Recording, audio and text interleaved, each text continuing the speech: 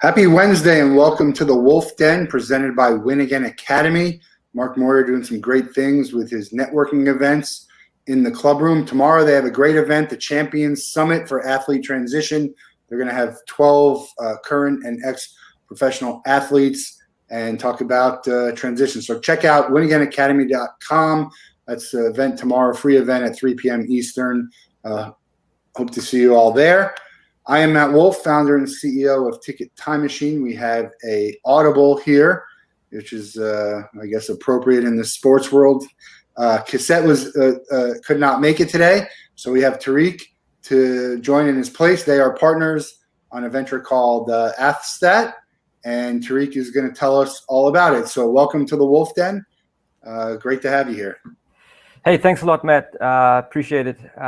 Thanks for taking the time and inviting us on. As you mentioned, Kisset and I started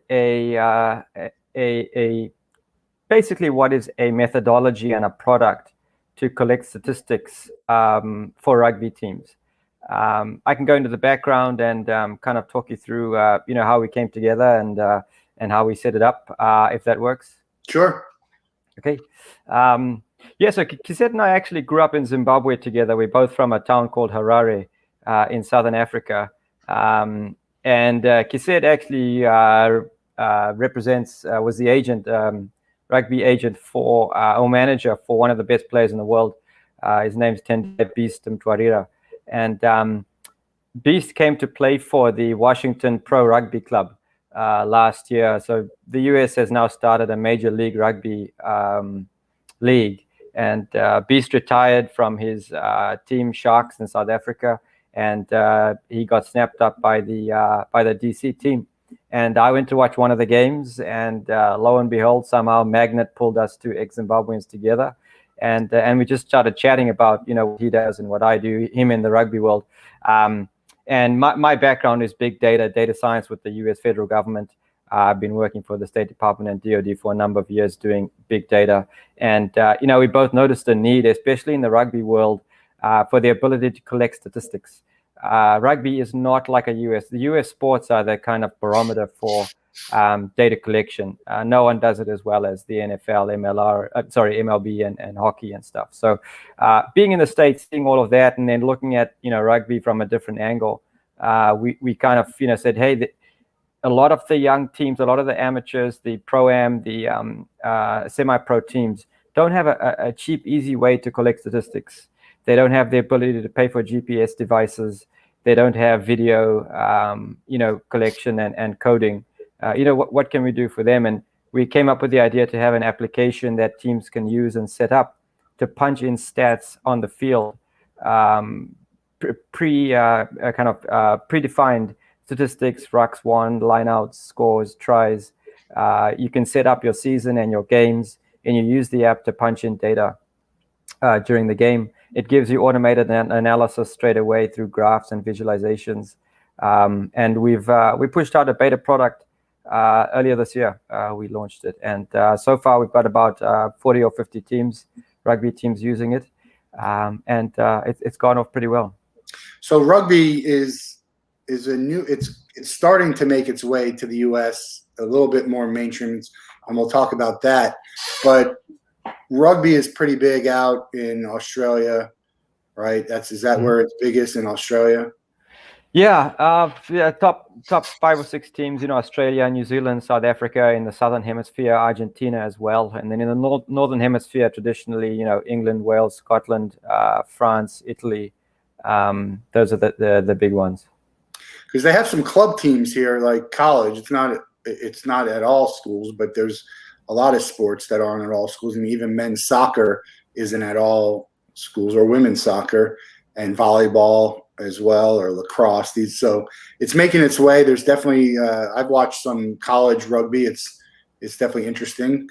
I don't really understand it fully, all of it. So how about a little bit of a quick tutorial on the difference between rugby and football, which it certainly looks a lot like. It does. I'm no pro at rugby either, so kind of missing Kisset right now. He's kind of the rugby go-to guy. But, essentially rugby doesn't have a lot of stoppages, right? it's a free-flowing game, kind of like soccer. It's you can't tackle above the waist, 15 players aside, and you can never pass the ball forward. Those are some of the key differences, versus NFL, which is very methodical and has set plays, stops, and obviously the quarterback can throw the ball down the field. Generally can't touch anyone unless they have the ball, and it's got similar point scoring, tries, and kicks, but yeah, that's about probably the only similarity. Yeah, what makes me a good rugby player? I'm fast, I'm strong, I'm both of them. A little bit of both. I think you'll find there's a back line and a forward line. The forwards are generally your bigger guys. They go in the scrum. They're the guys you see, kind of going at each other, and then the ball gets plonked in the middle there. The backs are kind of your faster guys, wings, folks who take the ball down the field. A little bit more lithe than your kind of front line. My friend Brent says I'm neither. I'm quick, not fast. But that applies on the basketball court and not on a football field, which is much bigger and much wider. And then you got the scrum, right, to start where everyone is. That what's called the scrum? Yep, that is it. People, it's just funny to watch. It's like one of those no context things. And you're just like, what exactly is going on? But it's fun. It's fun to watch. And then, so it is coming to the U.S. There's a U.S. rugby league. Has that started yet? Yep, I think they're in their second or third year. It's definitely growing in popularity. There's about I want to say 10 teams. There's a Washington team, LA, Seattle, New York, getting pretty good sponsorship and growing. And the DC team, which is where I'm based, they've just gotten into a new stadium, and they're doing pretty well. And what's going to make it grow? Is it going to be kind of like the MLS was, where there's people who might play from outside of the U.S. to come in and play for this league? It's like an off-season additional league. What's their motto? What are they envisioning? Yeah, I think that's the path they're taking. They've got a lot of either former internationals from other countries, or they've got players who couldn't quite cut that top tier, who are coming in but are still very good and able to play professionally, which is what a lot of them really focus on. Yeah, I think we saw there was a guy. I think he was Australian. Was it rugby, or maybe it was Australian rules football, who signed with the 49ers. I mean, a couple of people have tried to go to the NFL. I think it seems like it's fit to go reverse, where you would go from the NFL or high-level college football to rugby if you're like a running back, or a lineman, because it feels like, those are the type of skills that would be good for that. But I haven't heard a whole lot of people going the other way. What are your thoughts on that? Yeah, I've kind of heard that, and again, I think the sports are so different themselves. But I have heard, I have heard rugby players, quite a few folks from the Australian side, New Zealand, coming to try it for the NFL and doing pretty well. But it's a very different sport. Obviously no pads in rugby. You get the hits are kind of not as frequent in NFL, but they're harder. And that's sometimes a little bit different to get used to. Yeah, I mean, the rugby people are known as some of the toughest people out there. Feels like hockey, right? I mean, but injuries are like a badge of honor. Maybe walking around and see those guys. I think the saying is "sport for barbarians, played by gentlemen." Yeah, that sounds about right. With your app, you said you have it in about 40 or 50 teams. Is that spread around several leagues? Yeah, we've got quite a few teams in Southern Africa. We've got college teams in the US in D1. We've got teams in Spain, and then Australia and New Zealand as well have started using it. And what's the feedback been? It's been pretty good. We've gotten some really good feedback. I think the features we push out in September, October will allow people to do a lot more with it, and even at the pro level. So we've actually got a product now that we've pushed out for pro teams that we've had quite a bit of interest around. And that's a lot of teams have a lot of disparate data. They have a lot of spreadsheets. They get data from GPS trackers. They get video metadata. And it's great if they can get, a data point for the game. Hey, this guy ran the fastest, right? Or these guys had the biggest impression in the last 10 minutes. But as you get all that data and crunch it and put it in a single place, you end up needing a larger big data back end. And we've got a product we're pushing out to help them do that. Manage the spreadsheets, get all the data in one place, and then get true business intelligence or rugby sports intelligence from that data. Yeah, what is the next thing? You mentioned something about September and October. That's just kind of a new phase with some new features based on the feedback that you've had. Yeah. We're basically going to put in a workflow aspect to the tool, where for each game you'll be able to upload data about the game and tag players. So you could tag a specific video clip. As soon as you tag the player's name, it'll go into their profile that they can access and see. So it's both a place for the teams to store their data and then also push it specifically to a player as well. But the app that you have is more human input than AI and stuff like that. We do have AI features in our big data application that I mentioned with the spreadsheets and getting all the data in. We do have the ability to apply on our cluster, the ability to apply AI and ML, kind of deep learning models to the data. And we've done that for a couple of use cases. But what about I'm recording something and then that does the work to show me the data, not that I have to configure the data or put the data points in? Yeah, that's becoming big. That's tied to the video and kind of the lens. So there's lens-based and analytics where I think they actually just started a pilot at the Six Nations Rugby this year with Amazon Web Services, where they had a way to automatically get feedback on the video, right? What was the player doing? What was the team doing without having to clip it, so to speak?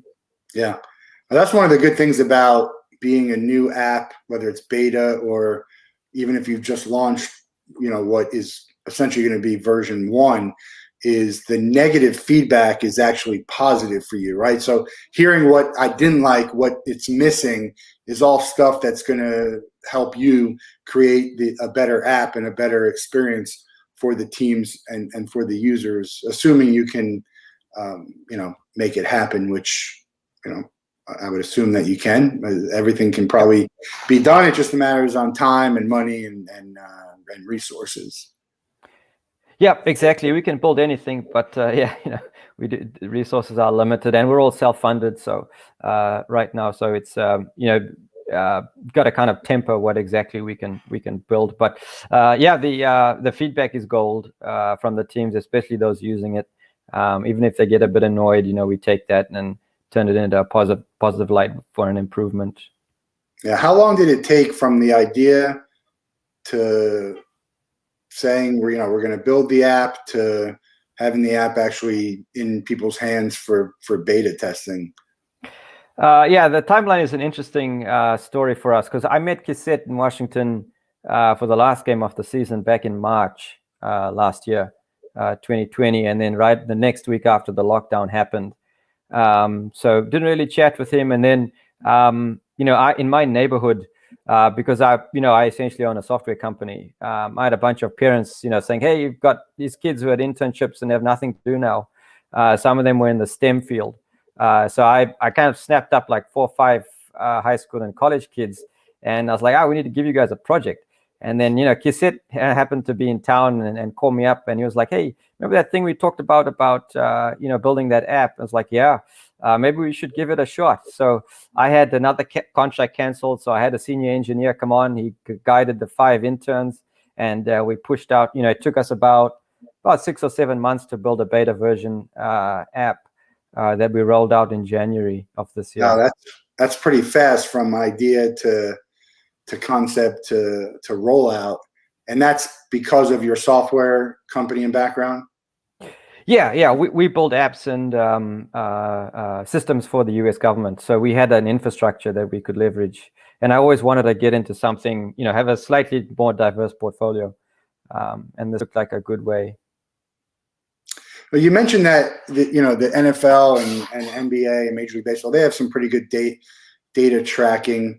Obviously, you can't just give them this app, but is there thoughts to how you can make their data better? Because they do have a lot of it. I forget who I was talking to, but they're not using it in the best way necessarily.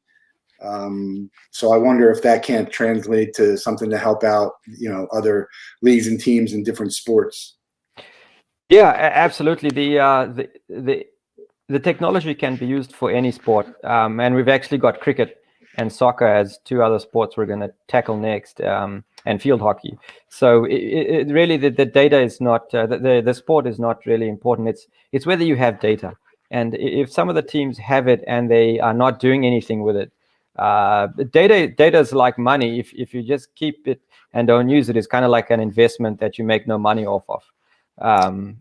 So if they do have a gap and they don't have true business intelligence or decisions coming out, the data speaking to them, that's certainly, definitely something we can assist with.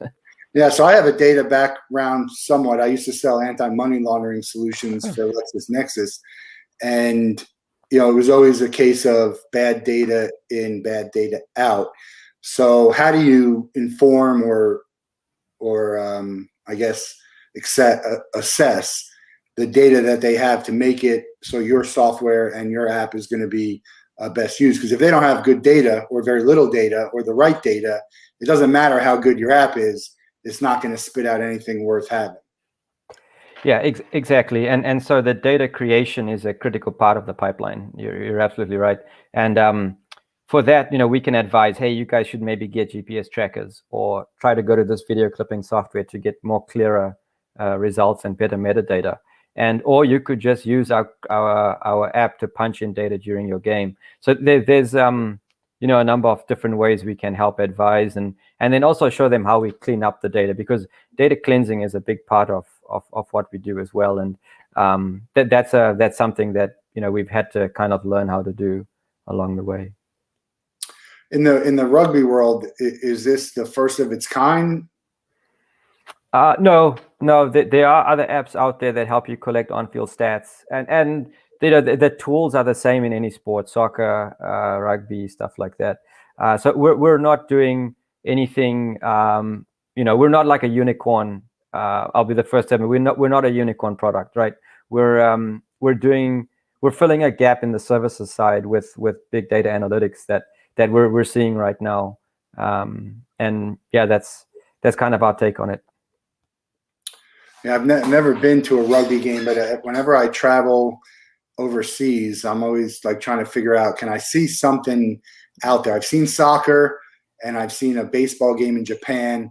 I'd love to see a rugby game. I'd love to go see cricket or even a basketball game over there. I saw football, the NFL in London, which was fun. What do you think it'll take to make these sports bigger in the US, like rugby, like cricket? Because I know there's another cricket league, whether it either started or is about to start. And these are, huge games all around the world. It's almost like soccer. But, we've been playing soccer forever in the US, just not very good. Yeah. Guys are getting way better, much better. And the same with rugby. The US has actually participated in many of the previous Rugby World Cups. So they've always been a good force. And there's rugby at 15s level, so 15 players per side. There's also rugby with 7 players per side, and it's called rugby sevens. And the US is actually very good at that game. And they've got a tournament in Las Vegas every year as part of the circuit, the worldwide circuit. That's very well subscribed. So I think there's a good foundation. I think that the natural fit with the type of athletes in the US is going to mean, a lot of D1 colleges are playing it now. Kisset actually coaches a D1 team as well. And all the other cricket as well is picking up. It's huge in the Caribbean. So there's a natural, there's an international ground in Fort Lauderdale. There's a lot of kind of cross-pollination that can happen pretty easily for that sport as well.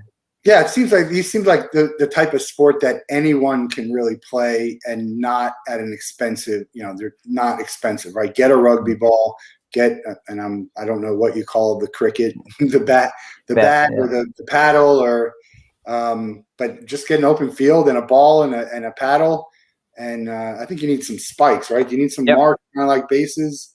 Yeah, I'd love to learn more about it. I mean, it's actually one of those things that you kind of watch, and I still have no idea, which is difficult because if I watch football, I kind of can get it, I think, and maybe that's because I just know about it.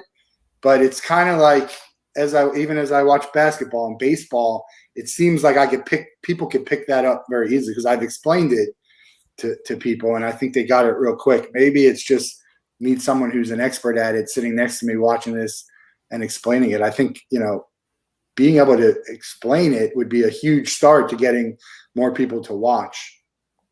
Yeah. Cricket is an acquired taste. It does take a little bit of explanation, but once you get it, it's quite simple. But I will say, as someone who didn't grow up here, NFL did take me a little bit before I was fully engaged in understanding. Yeah, but rugby is not too bad.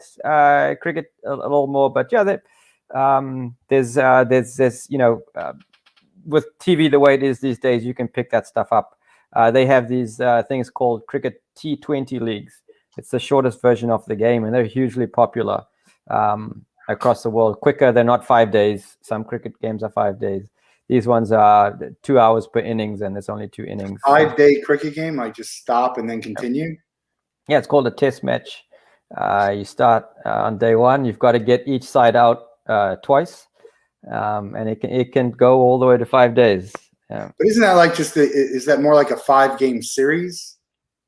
No, it's a single game, and sometimes like they play, England and Australia will play, and they'll play 5 of them. So it'll be 25 days altogether if each one goes the full way. They don't always go the full way, but how do they get people in the audience? Is the same person going to watch all 5 days? Is it a big? There's a shortage of tickets. Yeah. Really? Yeah. So it's hard. It's a hard ticket to get.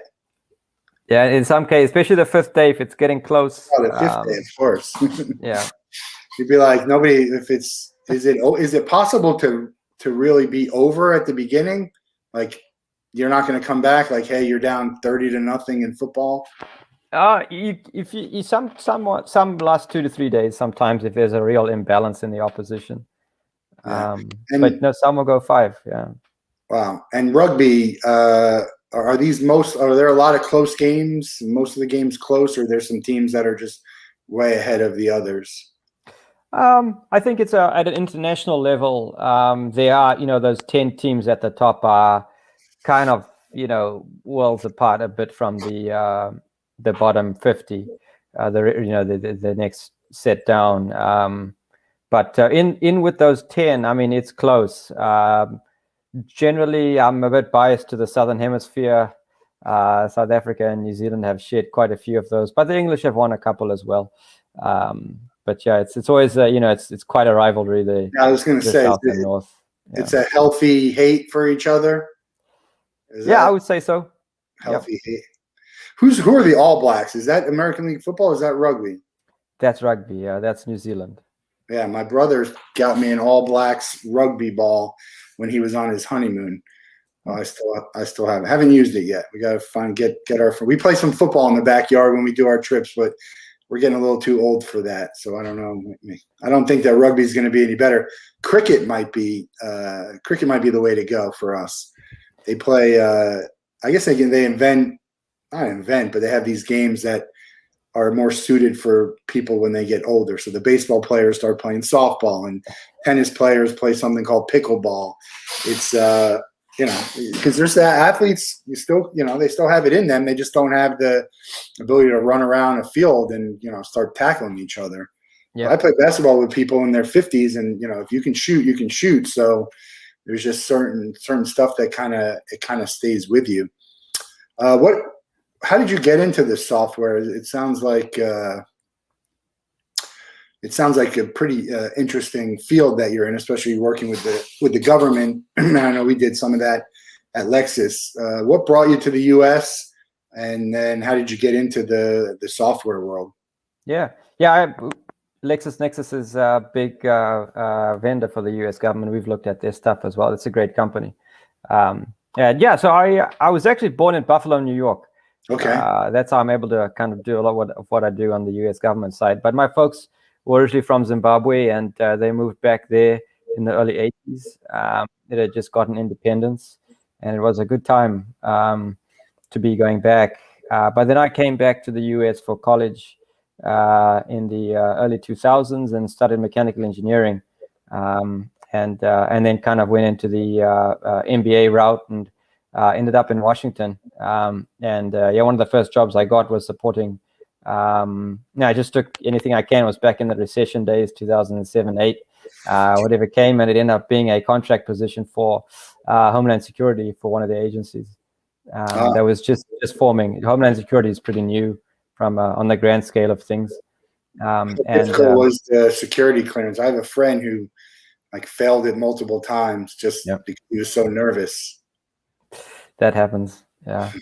I worked for this contractor and then flipped over to the government and made my way up, and ended up being the chief data architect for one of the agencies. And then my partner, in my other company, was a former special agent who was retiring, and we decided to do analytics and software in the private sector. I guess the rest is history, so to say. Yeah. And you're the technical background of it. I am, yeah. If you ask true developers, they'll tell you I just get them the coffee, which I do, and make sure I can pay for it. All right, somebody's got to direct and make sure it's right and it works. Every developers is Did you start out developing? Is that how you knew, or? Kind of. I started out doing mechanical engineering, and that the way the methodology engineering is kind of relative, depending on the problem you're solving. I went more into the architecture design space of the technology platforms right away. That was kind of something I was a little bit better at than true code. Yeah. What do you think about the technology space in the last 18 months with COVID? I feel like it's kind of gone 10 years in 18 months. And some of it's great. Some of it's like, hey, we're rushing this stuff. It's not going to be sustainable. It's not going to be good. What are you seeing out there? There's a lot of startups right now. That world is blossoming. And depending on who you ask, some people might say some things are overvalued. But at the end of the day, these tech companies, even if you take Uber, right? Uber is a tech company. They're not a ride-hailing company. Same with Airbnb. They're a tech company as well. Same with, we spoke to a couple of VPs at Cap One. We do some anti-money laundering work on the government side, and they said, yeah, we're a tech company that does banking. So the way technology is being intertwined into our lives, and this is why we wanted to also build AdStat, was because a lot of the new young coaches, they know how to use data and they want data, and they don't have a way to get to it, and that's a big demographic that we're chasing. Your average dad on a Saturday game, if he just wants to collect stats on his son or daughter, that's some of our target audience as well. But from going back to your question, I do think that it's a good time for technology right now, and COVID has made the developers and the people who are already staying at home, in a little dark room with a light bulb on, able to continue doing their job and blossom. So I take that as a positive from the whole COVID situation, is the seamlessness of how tech could keep going. And what do you know? I mean, you're in the technology. Do you know much about blockchain and crypto? I do know of it from, we've installed blockchain for a couple of customers, like the true actual platform. Crypto is something that I'm not too familiar with. I don't dabble in the stock market or personally, I don't. I've just never been good at it, and I've had, streaks of bad luck that push me towards doing an 8 to 5. So, but no, I don't know too much about crypto, but I've heard it's going to boom, and it makes sense. I know they had this pretty big dip, but I don't dabble in it either.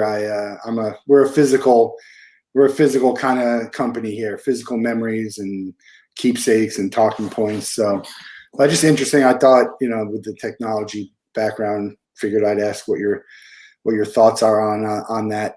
When you talk about parents keeping stats from a rugby point of view, are there a lot of leagues out there for kids to get in? It's got to start kind of later in life, right? Or no, they are. Actually, when in the Washington area, there's a very strong junior rugby set of programs. My former neighbor, when I lived in Old Town Alexandria, was a former Kiwi rugby player. He makes Kiwi pies, and he runs a rugby youth setup for all of Alexandria and the nearby regions. And I think that's very common in many of the metro areas in the US now, especially with all the expats and stuff like that. Yeah, how big can rugby get here? I mean, can you have 8? Can you have 30 teams all around? Does it need to be in a big market? Where are they thinking that it's going to go?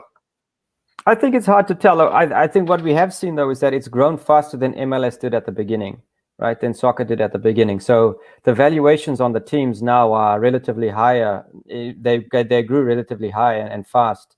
To me, rugby could get to that level of not as far as golf did, but golf has. But it's in that kind of sweet spot where there are big corporates who could get involved with a sport that's well managed and has a specific niche market. I do think there's a lot of possibility, and as people see how fast rugby is, how quickly it ends, and the type of game it is, I think it'll have significant uptake in the next 10 to 15 years. Are fans of rugby? Are they fans of the team, the players? I mean, are there like really recognizable stars like a LeBron James or like a Tom Brady of rugby, and that's who people are following? Or is it more like, hey, this is my home team, we'll root for them? It's a bit of both. I think I mentioned Kisset, the agent for a guy called Tendai Mtwarira, also known as the Beast. If you Google him, you'll see why. And he's got a huge following. He's a big player. He's that Tom Brady level, across the world. The same with some of the New Zealand All Blacks. They have personality cult followings, and but they are people who support the team as well at an international level and even at a league level. So it's a bit of both. Yeah, I definitely got to watch more of it. The most I've seen is the college. Usually when I see like the playoffs and the championship game, I feel like UCLA has a very good team. That's who I remember watching play in rugby. But I'm all for more sports that people can learn and get excited to, and it's playing once a week, right? So it's not like a baseball or you got to worry about seeing a team and supporting a team 3-4 times a week. So I think it's something that could catch on. Is there a big difference between watching it in person and watching it on television? I mean, in some sports, people prefer to watch it at home. Some sports, it's like incredible to watch at the game. Yeah, at the game is pretty incredible. It's a great atmosphere, and I prefer to TV for sure. But some people like the commentary. Some people like the different visuals. TV's gone so far sports wise in the past 5-10 years. But yeah, personal preference is at the game. Is it like soccer when you go over? I mean, when you go to a soccer game in Europe, it's a crazy atmosphere.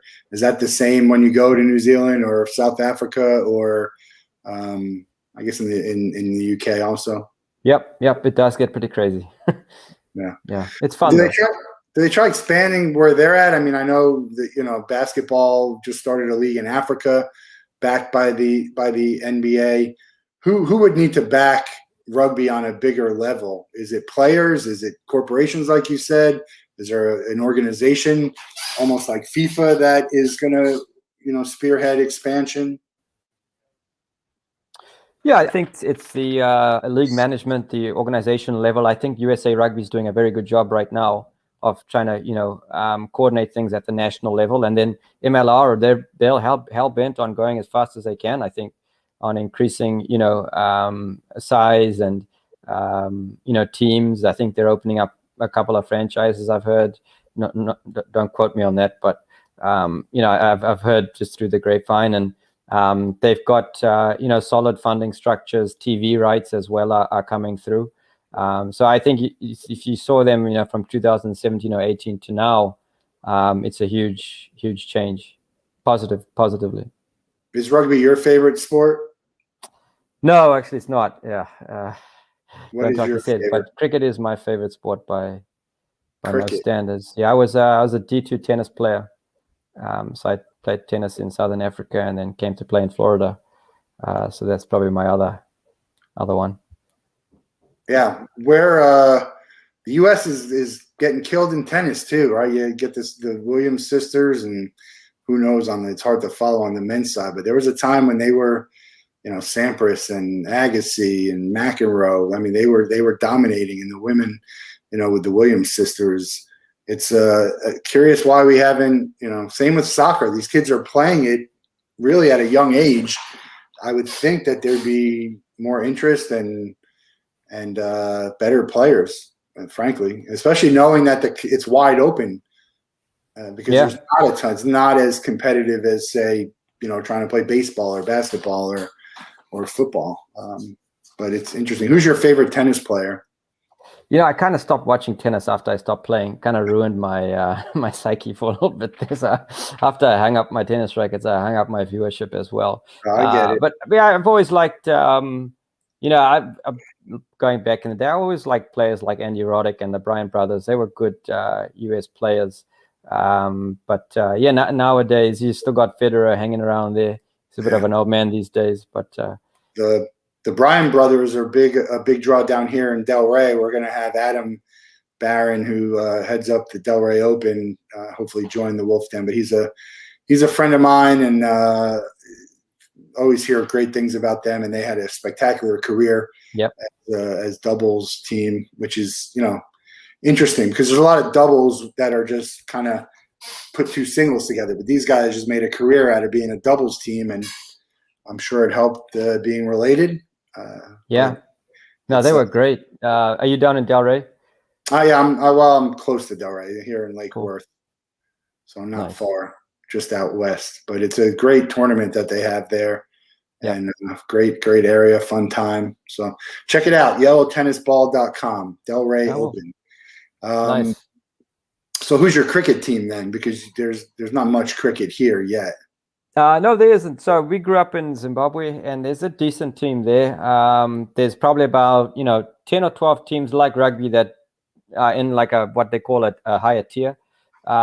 Zimbabwe's in there. They scrap away, but they win now and again. And I've always been a big fan of the team and the players on there. They've had a couple of guys do really well, personally in the last few years, and we also had a way back guy at number one batsman in the world, and they definitely punch above their weight, and it's great to watch them, especially now they stream everything online and stuff like that. When I first moved to the US, it was nothing, back in the early 2000s, but now it's a lot easier to catch the games and stuff.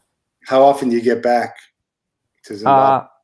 I haven't been in a while, just with I got married about 4 or 5 years ago, a couple of kids, so puts a damper on a 24-hour flight home. Not really possible with all those kids in tow. But I'm probably going to head back in a year or so and have a look-see. Yeah, just give them an iPad and let them do. I don't mind the long flights. I watch when I went to Japan, I watched 5 or 6 movies on the way out. Ate a little bit, napped a little bit, watched more movies, and there before you know it. It didn't bother me. I'd love to there's so many places to go. Where haven't you been that you'd love to get to in the world? I haven't been to France. I wouldn't mind having a vacation there and going to one of the pros. So France has a great rugby league. A lot of the players from South Africa have been going there, and they've got a very good professional setup. But the country as well, I've always wanted to visit. What's the biggest difference in the U.S. than from where you grew up and your family's from? I think there's a big difference, economically. Developing countries, there's things that are not as great as the US, and there are things that are great as well. The people there are fantastic. Down in Southern Africa, always have a positive outlook on life, despite what comes at them.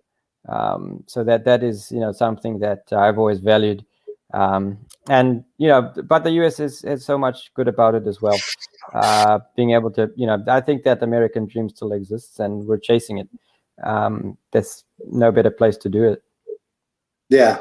So I think I can't speak for you, but I'm guessing like we're living the American dream. We're just not completed there. We're not at the pinnacle of it for what we see, but just being able to do what we're doing and I think is proof of the American dream. What do you see when you're just kind of hanging out and think about like the stuff that we take for granted that you see at the other side of the world that be like, man, they would do whatever to have this stuff, whether it's great water, light, air conditioning. I mean, all those things have been part of, the ability to just go to the bathroom easily. I mean, those are all the things I think about when I was traveling there. And it's just like, man, I don't think I'd be able to live without some of this stuff that you don't even think about. Yeah, it's true. And yeah, we do take a lot for granted in the US. There are also people who don't have a lot here as well.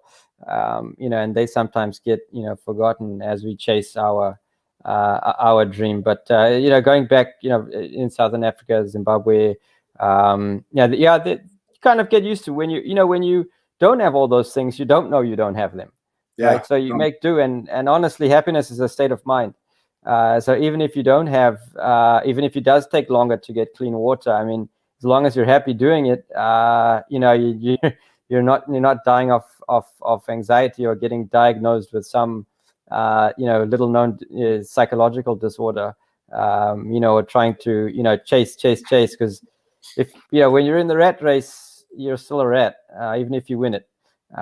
So who knows? There's the old adage about the American businessman who goes to a small Mexican village on vacation and he sees someone fishing there and he says, why, I see you bringing this great haul in. Why don't you buy a boat? And the fisherman says, and then what? He said, well, then you can open a store and sell everything. And the fisherman says, well, then what? He says, well, you can just grow it to all over the country and make a lot of money.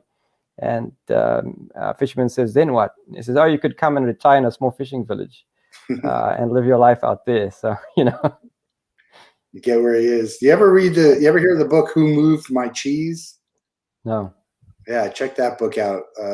It's called Who Moved My Cheese. I think it's Stewart something. If you Google Who Moved My Cheese, it's a pretty it's kind of motivational, but it's one of those things that it's really, I think a lot of these motivational stuff and kind of the stories that you tell, they're just kind of a lot of common sense that people just need to be. It just needs to be reinforced. We all have the knowledge. We all understand this. It just needs to be reinforced. And then, unfortunately, the times and occasions that it get reinforced to us is generally something bad that happens or a tragedy. To be like, hey, life is short, or hey, the hurricane knocked out everything. Man, I wish I could take a shower, or it's hot as heck here. So unfortunately, it takes a lot of mostly bad things to happen for us to appreciate the good that we have. So, I try and appreciate it more. And I know I complain as much as the next person, but still very thankful to be sitting here. And like you said, in the US, it's a lot worse for some people, but certainly all around the world. And as I traveled around the world, I'd be like, look, I would never want to live anywhere else but the United States. It's never been a thought of mine that there's anywhere else in the world I would rather. And I've been to a lot of places, not everywhere, but it's still fun to travel to. Yeah, it is always good to get a good perspective, and that's what travel gives you, I guess. That perspective that makes you appreciate. So definitely something to do. What catch flights, not feelings, I guess. Yeah, South Africa is definitely a place I'd like to go. It's always been funny, like the accent is very, it's very recognizable. Some people do confuse it for Australia, I think. Unfortunately, Jim Jeffries is a famous South African, right? Is he Who's South that? African? Jim Jeffries, the comedian. Jeffries. I don't think I've heard of him. No? I'll have to look that up. No, but like Gary Player, the golfer, he was from South Africa, and there's a Elon Musk. His mother was from South Africa. Right. He was born there, I think. Yeah. Yeah. Who's the most famous person from Zimbabwe? Yeah, it depends in which light you view famous.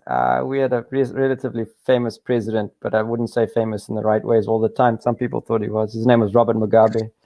I'd say he's probably the most household name. But on a athletic or what do you call? Probably like Nick Price, the golfer, was pretty famous. Andrew Flower, Byron Black in tennis. Peter Ndlovu. Those are all kind of non-US sports. Very familiar with Mugabe because he was in our database for financial crimes. He's very, very well known in the soccer world and the FIFA ranks as a very corrupt person. A long list of things. Did he go to prison? I used to show his profile all the time, but I don't think he ever did. Right? No, he remained president until he died. Yeah. Yeah. Crazy story. If you ever want to read up on more about the corruption of FIFA, which is, I think it still exists today a little bit. There was some, definitely some chatter about, corruptness, probably more around the World Cup, right? I mean, anytime you have that kind of money floating around on the stakes of winning, who's going to get to host a tournament, even like the Olympics. So these are all the type of things. Rugby seems like a clean type of sport, not a lot of controversy. Am I missing anything? No, I would say it's a very clean sport, but you never know. They said the same about cricket, and there's been a lot of bribery and corruption coming out in the last few years. But I if there was a sport where you ask me, do you think they're the least corrupt? I'd say it's probably rugby. Yeah, it's always because I do ask that question about. Sometimes I say if I were to tell you that someone is like not who they appear to be, and they're like they've done some really bad things, like who would you be the most surprised to hear about it? And I always say it's Tim Tebow, who I was a quarterback for the school, and now he's trying to play football, but. Not everyone can be what they appear with regards to famous people and actors and actresses and presidents and politicians. It's impossible. There's always. I asked this on Mother's Day, like, how is everyone's mother always the best? Weren't there any bad mothers out there? I mean, you hear about them, but no one ever talks about it. So it'd be interesting. It sounds like rugby is heading in the right direction. And I'm interested to see it grow. I root for all those sports who want to try and grow in here. And obviously it's going to grow if there's interest and you get the young. It's all got to start at the youth level, I think. Unless you just get some superstars or some like insanely entertaining game that anyone would be like, oh my God, I got to watch this. But I think it starts at the youth level, get more people playing and then get them better at it. And then, I think that could work. We'll get you out of here how we always get everyone out. You can meet one person and spend a day with them. They have to be living. You can't be related to them. We're going to put this name on a list, and we're going to try and make it happen for our guests. We've had some interesting names. I think Elon Musk was on the list too, but you can pick anyone. Who are you going to pick, and what are you guys going to do? In the sporting world? No, anything. Could be a president. It could be someone in sports, an actress, an activist. Who would I want to meet? I think I'd want to spend the day with Lewis Hamilton. Lewis Hamilton? The Formula One driver. Okay. Yeah. Will you race him? Yeah, I would probably try to. Have you done any of those racing things? I've not. I do. My pastime is building cars. I do like the automotive world. I watch a lot of Formula One, and he's a super driver. So, yeah. What's your favorite car? I like the Mercedes right now, the F1. He drives that thing really well. Yeah, it's crazy to think how we got a guy, Keegan Brown, who's 14 years old. He's on moto racing, and he's going to have his first race this weekend professionally. You can't race until you're 14, and he's going, crazy fast and around the turn, like where you're this far away from the ground, and it's that close to disaster. Wow. So I'm very impressed by anyone who can operate with that type of speed and agility and avoid disaster, which is always good to see. So I appreciate you coming on the Wolff Den here. It's great to hear more about AtStat. I got some information at the bottom, atstat.com, on Twitter and Instagram. What can people do to learn more and to help out your cause? Take a look at the website. We're going to be redoing it soon. The app is free to use if you ever want to use it. We'll be introducing new sports as well. Shoot us an email through the website or on IG or Facebook, and just get in touch. Happy to chat through anyone who has data or statistical needs. Great. And thanks a lot, Matt. Really appreciate the time. Yeah, nice to meet you. And we'll get to talk to Kisset soon, and hopefully do some stuff in the rugby world, and maybe see at some of the networking events. Either I think I met him at the Locker Room with Tim Claiborne, which is a great community. If no one knows the Locker Room, check it out or send me a note. And then don't forget about Win Again Academy. They got the summit tomorrow at 3 p.m., a free event. Check out winagainacademy.com. I'm off for a few days. I got to drive to New Jersey, but I'll be back next week for the Wolff Den. So stay tuned for those episodes. And everyone have a great day, a great weekend, and we'll talk to you then. Thanks a lot. All right. Thanks, Rick.